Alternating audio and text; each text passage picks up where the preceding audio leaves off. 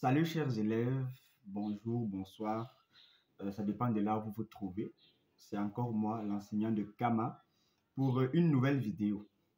Mais cette vidéo-ci ne sera pas comme toutes les autres. D'ailleurs, ma précédente vidéo, celle que j'ai faite hier, s'intéressait à l'œuvre de Martien Toa, étude sur la problématique philosophique dans l'Afrique actuelle, pour les classes de terminale. Donc je vous invite, si vous n'avez pas vu ma précédente vidéo, de rechercher l'enseignant de Kama sur TikTok et d'activer la cloche de notification pour ne rater aucune de nos prochaines vidéos.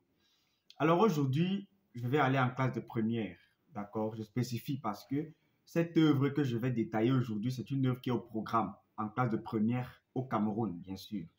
Et en Europe, en France notamment, c'est une œuvre qui a été étudiée, je ne sais plus trop dans quelle classe, mais c'est une œuvre qui a été étudiée en France et dans plusieurs années déjà.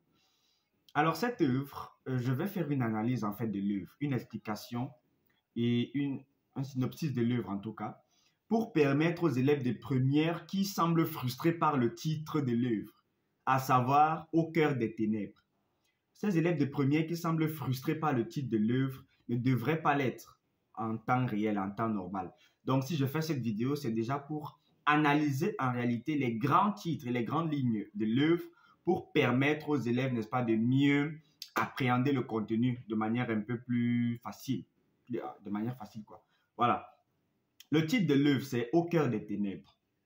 Mais la méthodologie de l'étude d'une œuvre, n'est-ce pas, a des étapes. Ces étapes commencent d'abord par l'étude de la première de couverture. On va commencer par analyser la première de couverture. Je souhaiterais vraiment que vous soyez très attentifs. Pour ceux qui ne pourront pas, qui ne sont pas peut-être abonnés, n'est-ce pas, je sollicite que vous qui êtes abonnés, vous puissiez partager à vos camarades, à vos petits frères. C'est très important parce que ce travail que je fais, c'est un travail qui aide, n'est-ce pas, ceux qui ne pourront pas se payer des cours de répétition par-ci et par-là. On va analyser la première de couverture. Je n'ai pas l'œuvre devant moi, mais je pense que lors de mon montage, je vais afficher l'œuvre là quelque part à ma gauche ou à ma droite pour que vous puissiez voir. Et même vous également qui n'êtes pas peut-être intéressé ou bien qui n'êtes pas en classe de première, cette œuvre là peut vous intéresser parce qu'elle est très très intéressante. N'est-ce pas? Après, je vais bien sûr critiquer le choix de l'œuvre par... je vais quelque part justifier le choix de l'œuvre par le ministère des enseignements secondaires, mais quelque part également critiquer le choix de cette œuvre là. Donc ça va de pair. Alors, Au cœur des ténèbres, ne soyez pas frustrés. Au cœur des ténèbres. La première de couverture nous présente, n'est-ce pas, une verdure. Parce que s'il faille qu'on entre déjà, on se plonge, n'est-ce pas, dans le symbolisme de la première de la page, le symbolisme des couleurs, le symbolisme du dessin, on se rend effectivement compte que là, nous sommes en Afrique. Parce que il faut comprendre que lorsqu'on veut représenter l'Afrique, déjà que cette œuvre, c'est une œuvre du XXe siècle. Et lorsqu'on voulait représenter l'Afrique, soit on représentait l'Afrique comme une immense forêt, soit on représentait l'Afrique avec des esclaves et la barbarie et tout ce qu'on connaît.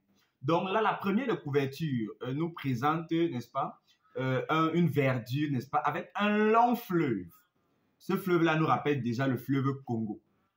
D'accord? Nous sommes là dans l'étude, n'est-ce pas, du symbolisme qu'il y a dans la première de couverture.